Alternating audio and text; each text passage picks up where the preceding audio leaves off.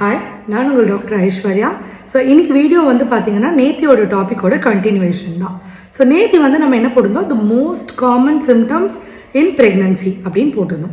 இன்றைக்கி வந்து பார்த்திங்கன்னா less common but more prevalent during pregnancy, அதுதான் இன்னி topic.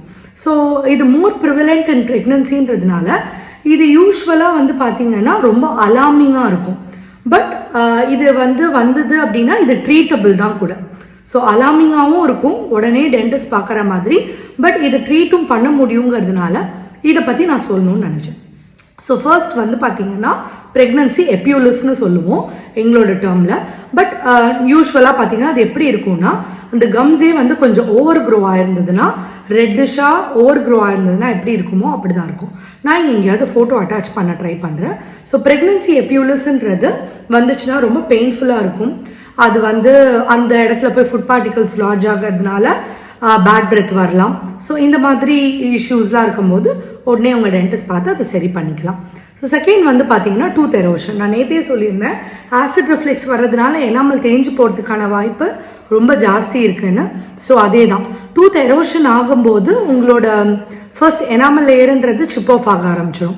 So dental layer expose ஆகும்போது சென்சிட்டிவிட்டி ஜாஸ்தி ஆகும், அது ஒன்று. அதே மாதிரி எனாமல் லேயரை ஒரு ப்ரௌன் ஸ்டெயின்ஸ் மாதிரி ஃபார்ம் ஆகலாம். அது யூஸ்வலாக நீங்கள் ஸ்டெயின்ஸ்னு மிஸ்கன்செப்ஷன் பண்ணிப்பீங்க. பட் அது ஸ்டெயின்ஸ் கிடையாது, எனாமல் வந்து தேய்மானம் ஆகுது அப்படின்னு அர்த்தம்.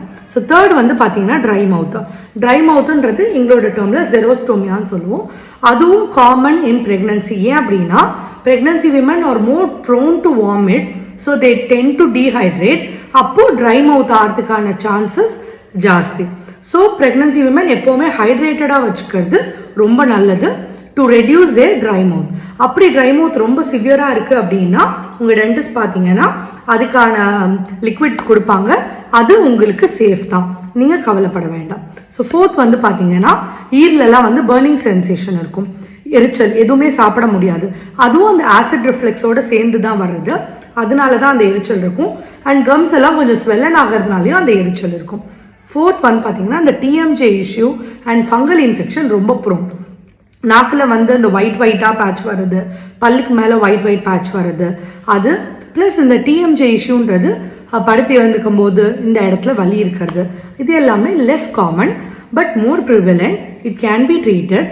ஸோ அதனால் நீங்கள் உங்கள் டென்டிஸ்ட் பார்க்கறது ரொம்ப நல்லது இந்த டேர்மில் இருக்கும்போது.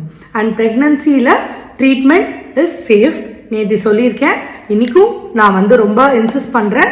So take care, thank you.